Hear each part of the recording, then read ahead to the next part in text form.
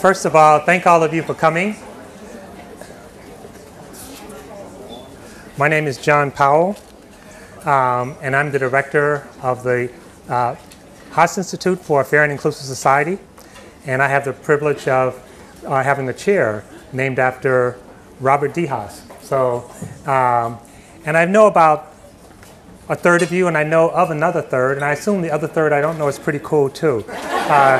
But those that I know and know of are really wonderful people, and we couldn't be here without a lot of help, and I'll say some particular thanks in a minute. But there are people who are not officially involved. I see Marilyn from the law school. I mean, she's been wonderful, and Billy and Liz from Gabor's office.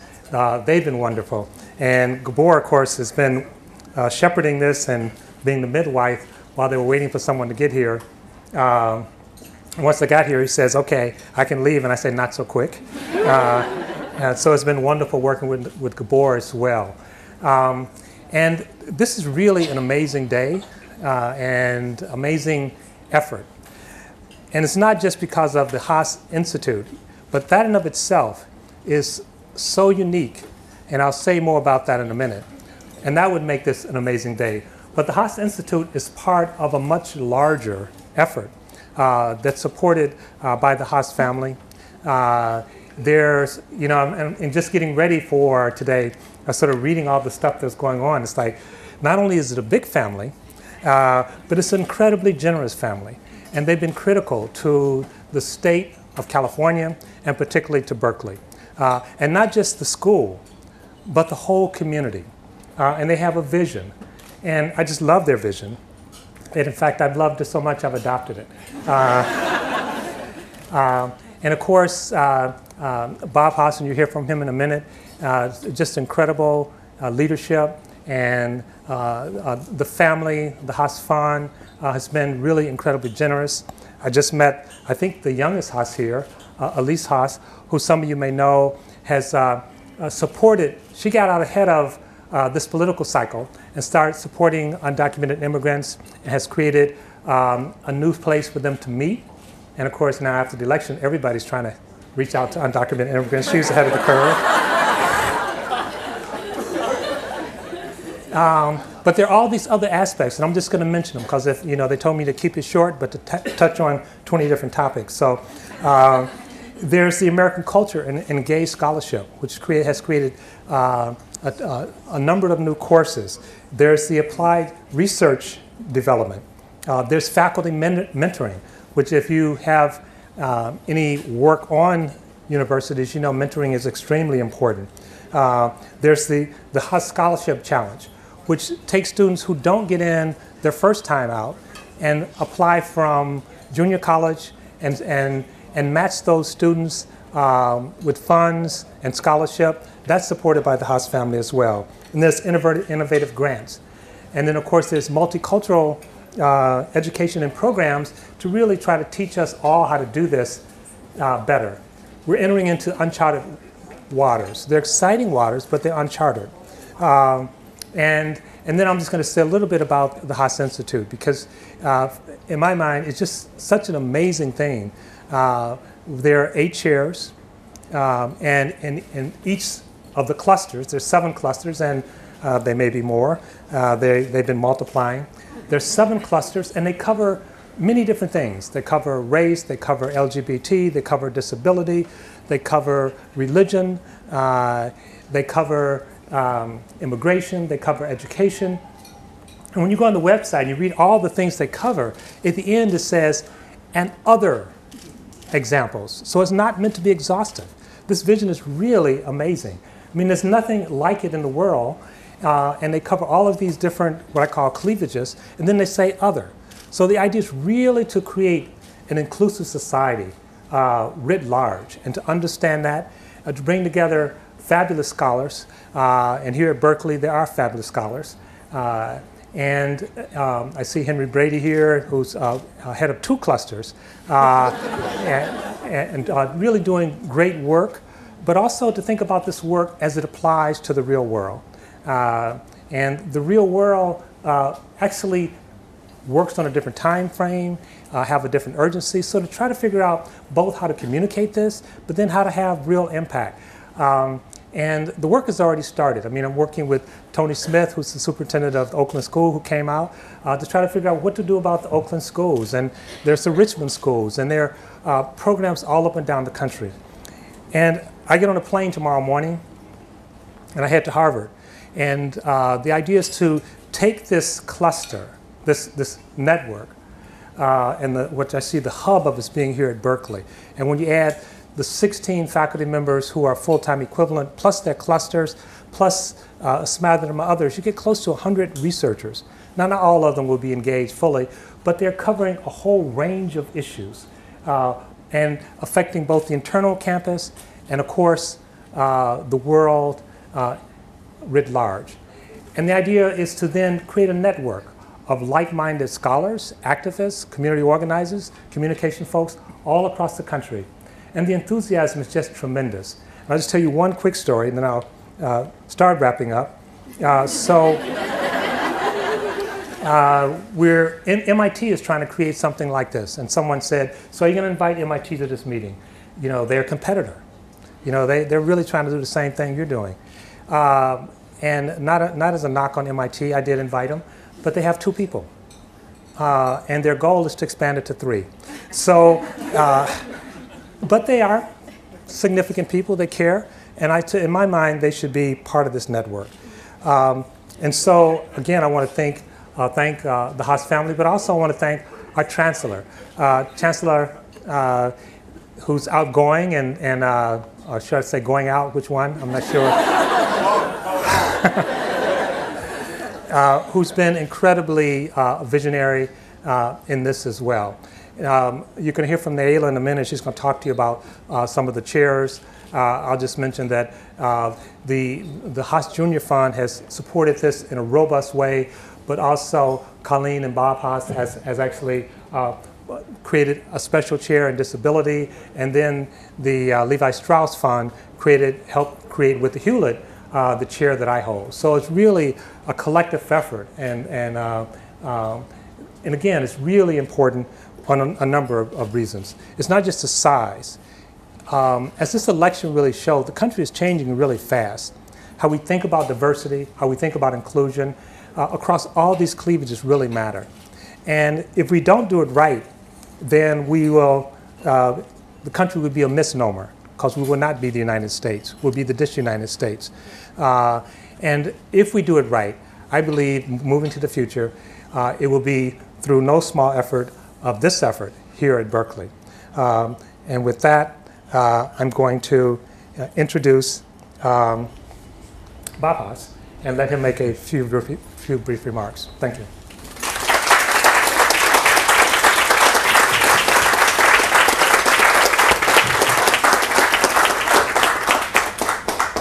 Thanks very much, John, and I want to congratulate you on the publication of your new book, Racing to Justice, a great milestone.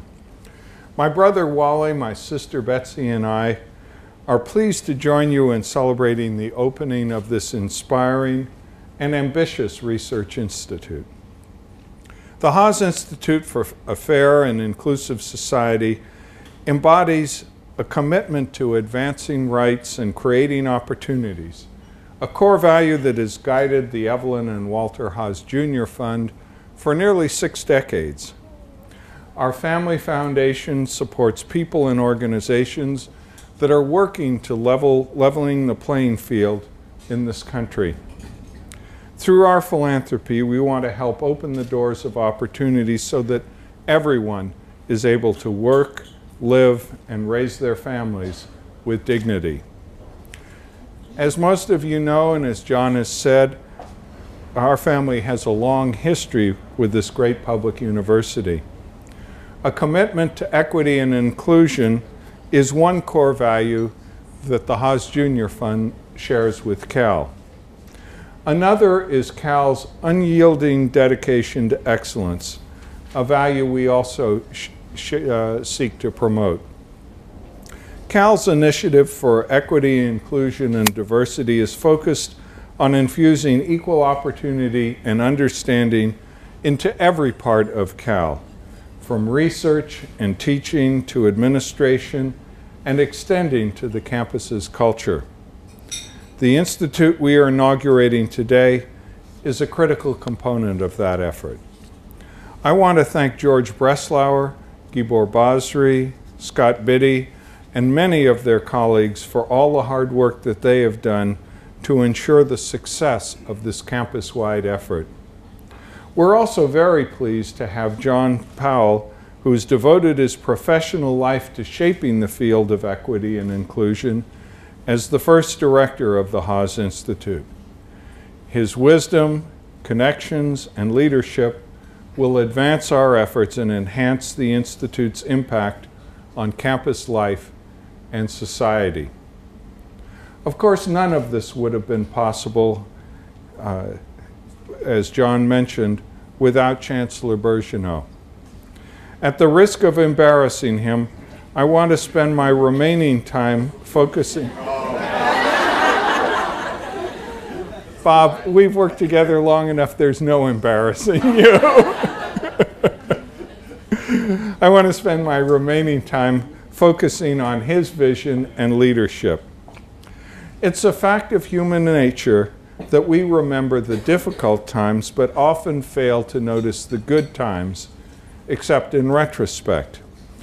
For example, we all know how the campus has been affected by recent sharp reductions in state funding.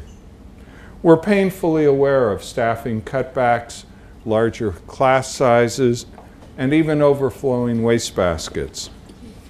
Lost in our concerns about the campus's well-being, however, is the recognition that this has been a golden age in terms of support for a more inclusive campus, one that truly reflects the demographics of this state, that promotes opportunities for underserved but able students, that supports broad-ranging research and discussion about social inequities and the policies to remedy them, and that seeks to create a welcoming and open environment on campus for all who study and work here.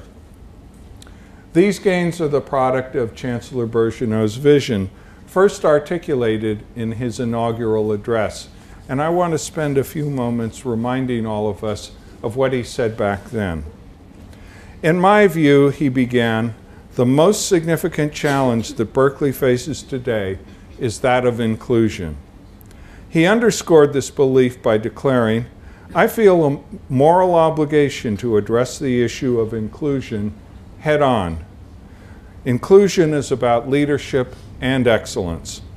He continued, it's self-evident that we can neither achieve true excellence here at the University of California nor fulfill our public mission unless we fully access the entire talent pool. Only through experience with and appreciation of other cultures can our citizens navigate today's globalized society. Our student body at Cal must reflect the majestic tapestry of cultures and peoples that constitute California. We must remember, and this is important, we must remember that education is a public good, not a private right.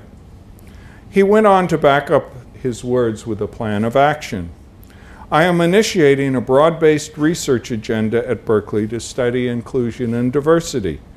We must find ways to make this campus the inclusive and welcoming environment to which it aspires.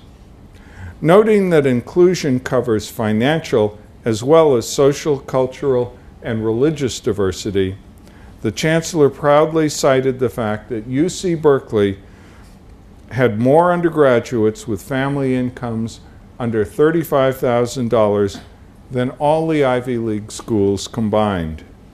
This was, he said, a remarkable achievement, and it represents the public nature of Berkeley more succinctly than any other statistic that I might cite. In these remarks, the Chancellor not only signaled his intention to foster teaching and research about equity and inclusion as a central feature of his tenure here, but he also highlighted their role in distinguishing public higher education's contributions to our society and our world. In his 8 years on campus, the Chancellor has brought his vision to life. As a result, for those of us who are concerned with fairness and excellence, these are truly golden times. In addition to saluting Chancellor Birgeneau's role in articulating and supporting equity and inclusion, I want to recognize Mary Catherine Birgeneau's commitment as well. She has made an invaluable contribution to Cal's progress through her genuine love for and interest in the entire campus community, and especially Cal students. She's been by the Chancellor's side, providing encouragement, support, and valuable perspectives throughout their time here. She's a true partner in all that has been achieved. The Haas Junior Fund has been privileged to be able to work alongside Bob and Mary Catherine as they've envisioned and established equity and inclusion as a centerpiece of teaching, scholarship, and campus culture. Today, we'd like to honor them through the establishment of the Robert and Mary Catherine Birgeneau Chair in Educational Disparities. Now, because no great educator's desk would be complete without one,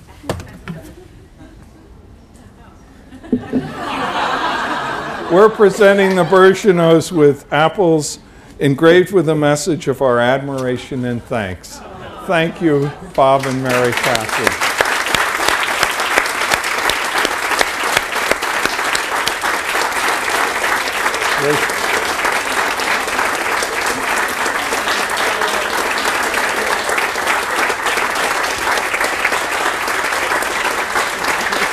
You are so kind. Thank you. Oh, perfect. Perfect. That's wonderful.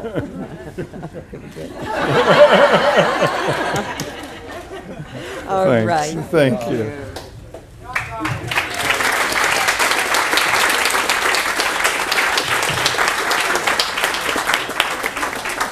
Now me, right? Yeah. Want to speak first? No. Well, so first of all, thank you so much, and it's just wonderful to see so many fellow travelers here. Of course, both Mary Catherine and I, in a way, came to California as outsiders.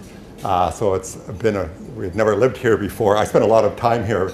I hate to say it, but my entire time, well, 98% of it was spent down in the peninsula on the farm doing research at SLAC. And so I was sort of quite familiar with at least sociology of California, but to the extent anything in the Menlo Park, Palo Alto area has anything to do with California, but that's a whole separate discussion. Sorry about it. And we came from Toronto, and the University of Toronto, which itself was an extraordinarily interesting place from the point of view of equity and inclusion. And as a public institution, I learned a lot there. You may not know during the entire time period that the United States has been excluding third world immigration, that Canada had opened its arms, and astoundingly 50% of immigrants, most especially those from third world countries, have ended up in the metropolitan Toronto area. In this vast country, one half of the immigrants ended up in one city, and their offspring all went to school at the University of Toronto. So that made Toronto an extraordinarily interesting learning experience for us in terms of social issues and on racial fronts, but on every other front as well. Then we came here to the state of California, which is, as John Powell eloquently already indicated, is particularly interesting. You have to excuse me because I'm a laboratory physicist, so I think in laboratory terms, that it is a living laboratory, because excluding Hawaii, which is a special case, California is the first state in the union where there's no majority population. And so it gives us a very interesting opportunity to try and understand whether or not a society in which there's no majority population can be greater than the sum of its parts, as opposed to the exact opposite. That's number one. Number two was, and so that was very interesting from the point of view of someone with my kind of social interests in coming here to California. The second, I had worked very hard while I was at MIT, where I was the equity officer in physics, to try to increase participation by underrepresented minorities, especially African Americans. And in that endeavor, I did learn that individuals can matter. I remember one day, some of you may know Walter Massey, and I got a call from him congratulating me, and I asked him for what for, and it turned out that we had produced 1/2 of the African American PhDs in physics that year. And it was because of which was 3 people. Okay. So, and each of those 3 I had taken a frankly personal interest in, and had made sure that they made their way, first got admitted, and then secondly made their way through. So I knew from firsthand experience that in the area of inclusion, individuals actually really matter. Every single one of you matters, and can make a difference by working hard and not accepting stereotypes. Then frankly, I got a pretty negative shock when I arrived here at Berkeley and went around visiting various faculties and discovered in my first semester here in the College of Engineering, we had admitted 800 students, and there was not a single African American, not one. So no male, no female. So I said to the dean, there are 3 million African American people in California. How come you can't find one who's qualified to study engineering at Berkeley? So I then wrote an op-ed which got published in the LA Times, which then revealed the other half of about this and my concern over it. That then generated the kind of mail those kinds of op-eds get, which was also quite interesting. But nothing pales. I mean, it paled compared to mail I got for my op-ed on undocumented people, but I won't even go there. In any case, so then sort of looking over the landscape, this all happened before I made those comments that in my inauguration speech that Bob read out in terms of what I thought we needed to, issues that we needed to address here at Berkeley, but also incredible opportunities that we have in the way that John spoke about, because every challenge also is an opportunity. And then I was very fortunate that Gabor Basri and Angie Stacy came to me. And it turned out that there had been a competition for interdisciplinary programs that George was part of, George Breslauer was part of. And they had put together something, but he admitted they hadn't done as good a job as they wanted to. And that therefore it didn't get selected, and 4 others did. But then Gabor and Angie described their vision, and their vision really was the Haas Center for Haas Institute for a Fair and Inclusive Society. So I'm being given credit for this concept. It wasn't my concept, it was Gabor and Angie's, but like any good administrator, when I hear a good idea, I don't take credit for it, but I act on it. Right. What happened without you, though? Well, I don't know whether it would or would not have, but when they came to me and gave the sort of bare bones of this concept, I thought it was so consonant with things that I was progressively learning about California, and also this shock over 0 African Americans out of 800 in engineering that year. And so then we started to move forward, and it became a very important part of our agenda.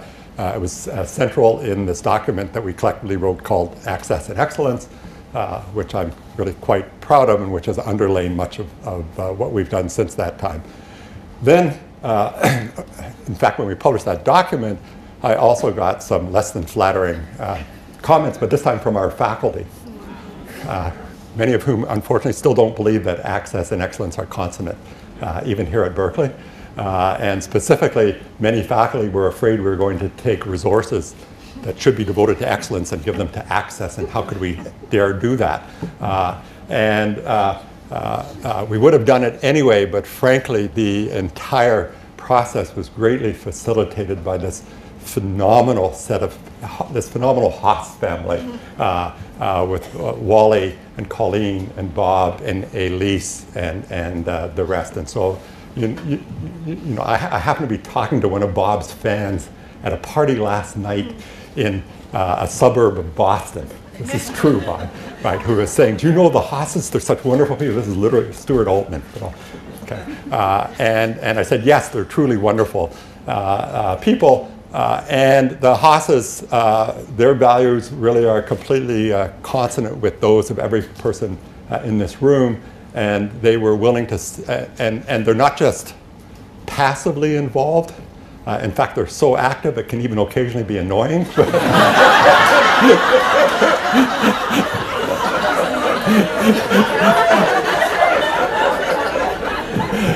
But annoying in the most positive way.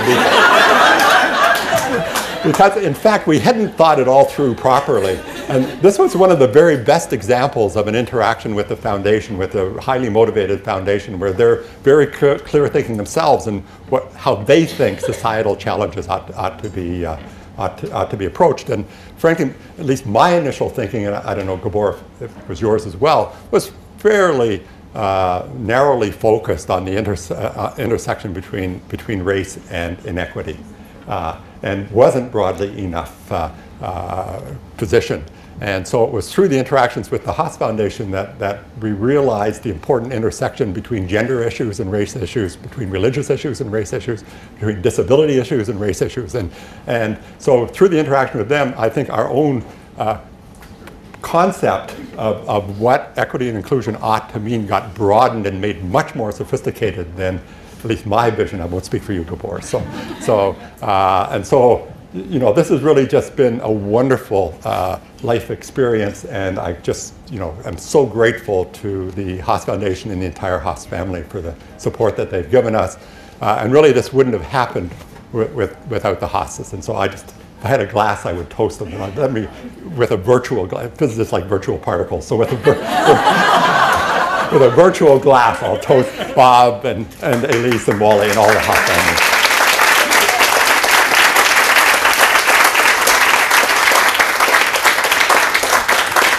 And also the Levi Strauss Foundation and Bob and Colleen themselves. And then finally, I want to express my gratitude is not quite the right word. It is in part, but you know, my excitement that John Powell has joined us. John, I got into your book on the airplane on the way back from Boston this morning, and it's a tremendous read to begin, and I'm quite certain I'll learn an incredible amount from it. So again, I think we're really fortunate to have John here as a leader, as our first director of this institute, and I agree that we will do great things, and we will set the example for the nation. We're already doing that for undocumented students, and we're going to do this more broadly for our the very diverse community that we have here at Berkeley. So, thank you.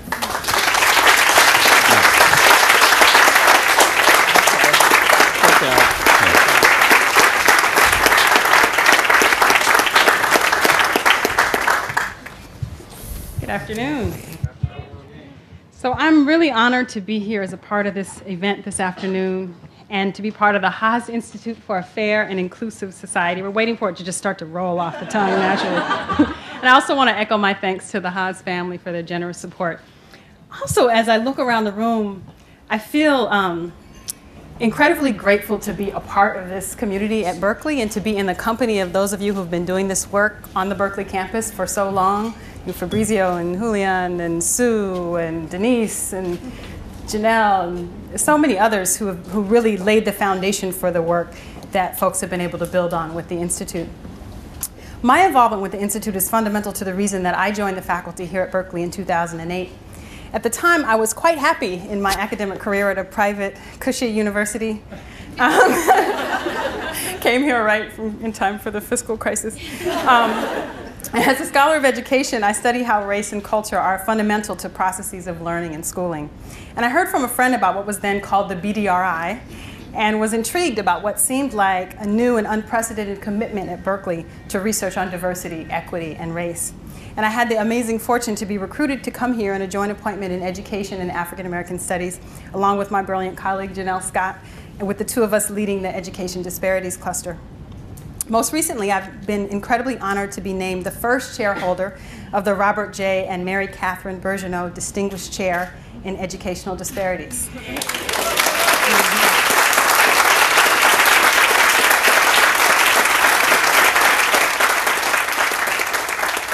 This was an honor for me on multiple counts, both because of what these distinguished chairs stand for in the Berkeley community, but also because this chair in particular bears the name of Chancellor Bergeneau and his wife, whom I deeply respect and admire for their unparalleled commitment to equity on this campus.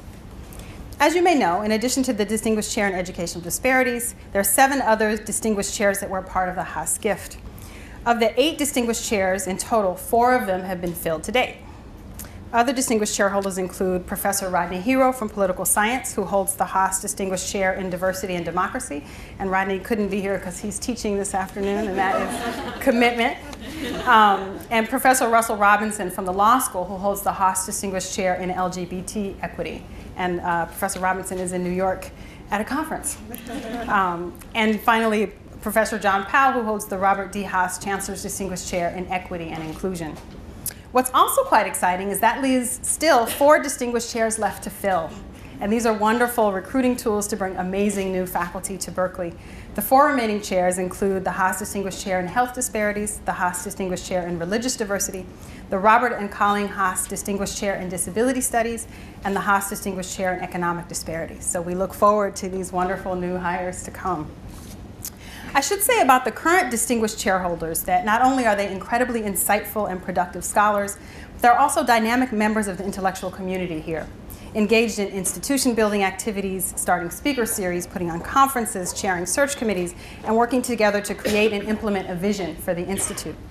One of the things that makes these scholars stand out is their commitment not just to high quality teaching and research, but also to scholarship and teaching that deeply engages both the community within and surrounding the university, and that works on big, important issues in society.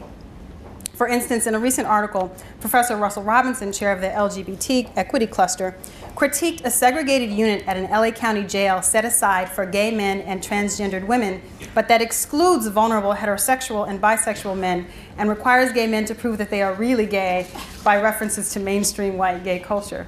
In addition to publishing this work in scholarly outlets, Professor Robinson submitted influential comments to the Department of Justice on federal prison rape regulations and testified before the Bureau of Prisons on these issues. That's engaged scholarship.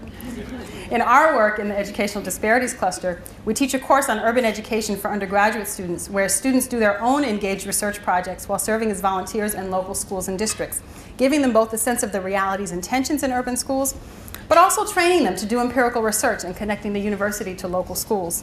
We've also started a speaker series and a graduate mentoring program to engage graduate students from across schools and departments on campus interested in issues of race and educational policy. And John Powell, as he mentioned, before he even began his post here at UC Berkeley, spearheaded a research project in collaboration with Tony Smith, superintendent of Oakland Public Schools, to support the superintendent in enacting his amazing equity-minded reforms in Oakland. This work builds on a long tradition of critical and engaged research and teaching at Berkeley. And what is for me at the heart of this work and of the Haas Institute is the focus on what the Chancellor refers to as transformative change. For me, that means both focusing on understanding the construction of inequality across many domains of social life, but also doing work in the world that transforms social institutions in key ways to disrupt systems of inequality. And as we do so, to create spaces and maintain spaces within the university where students from marginalized groups and students from families below the poverty line and undocumented students can thrive intellectually and be empowered themselves to create transformative change in the world. I must say I'm terribly excited about the possibilities for this work at Berkeley that this institute and the distinguished chairs make possible. Thank you.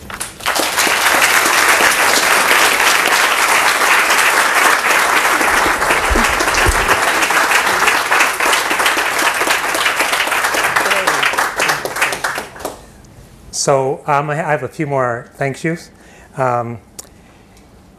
People have asked me how has it been here at Berkeley, and it's been incredibly wonderful, and at times really frustrating. And the frustration has decreased through no small effort of the provost, George Burzloff. Is he here? Okay.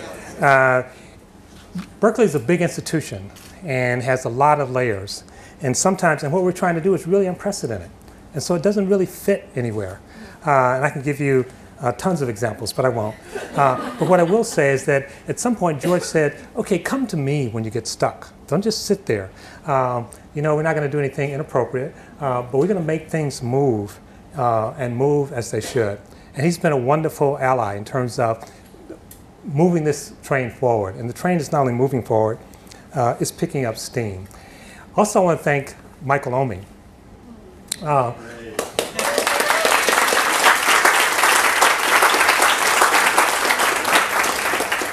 You know, years ago I worked at an institution, we used to say, no good deed shall go unpunished. And Michael is finding the wisdom of that statement. He's acting as the assistant or deputy director of the Institute, and really sort of helping shepherd things through the campus. He knows it much better than I do. And so when people call me up, I say, talk to Michael, talk to Michael. And Michael's been wonderful. He's not only a great colleague, he's really a great friend. So I appreciate all the work you've done. And again, the Haas family has been wonderful. But the day-to-day stuff happens at the fund. And Ira and his team, Sylvia and Nancy, again, they've been wonderful.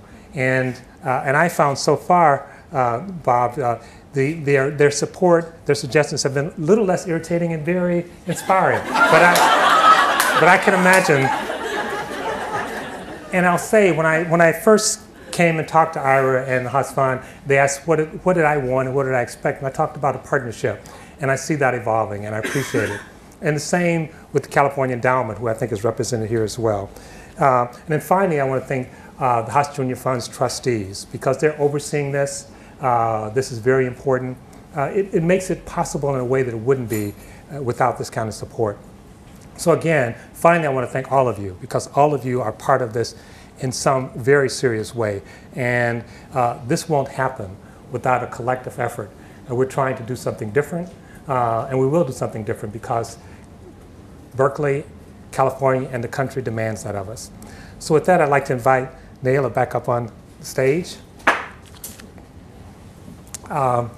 So two things. We're going to cut the ribbon. I don't know where the ribbon is. Sure, okay. And I want to invite the Haas Junior Fund trustees and any chairholders who are here to come and take part in this photo op. Scary.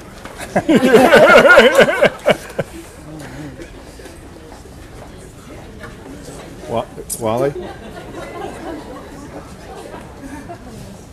Elise, do you want to join us? Colleen?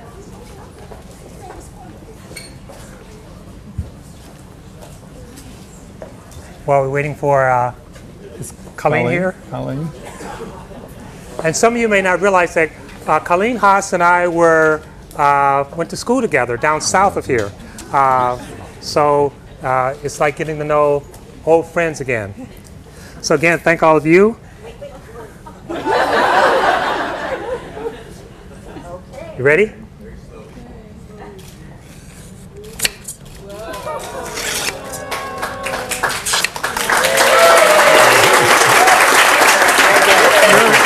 You've got a postgraduate degree in science. Thank you for being here.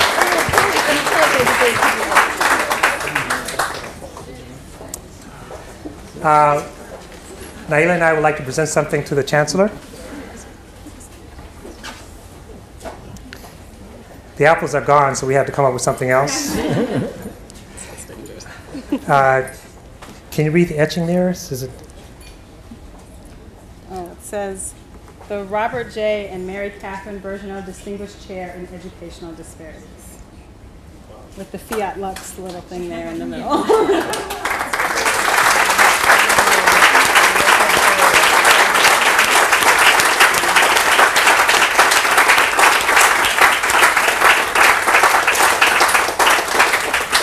So we've concluded our formal presentation. Again, thank my friends from Columbus who've come, Joe Richards and his wife, Lark Ritchie. And I'd like to invite all of you to come up and visit the office if you like, or enjoy the hors d'oeuvres and the music until 6 o'clock.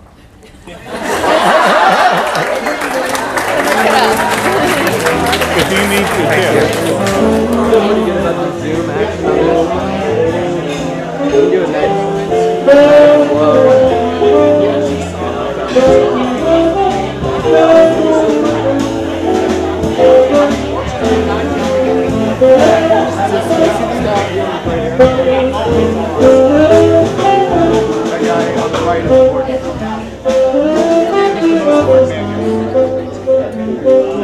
Thanks.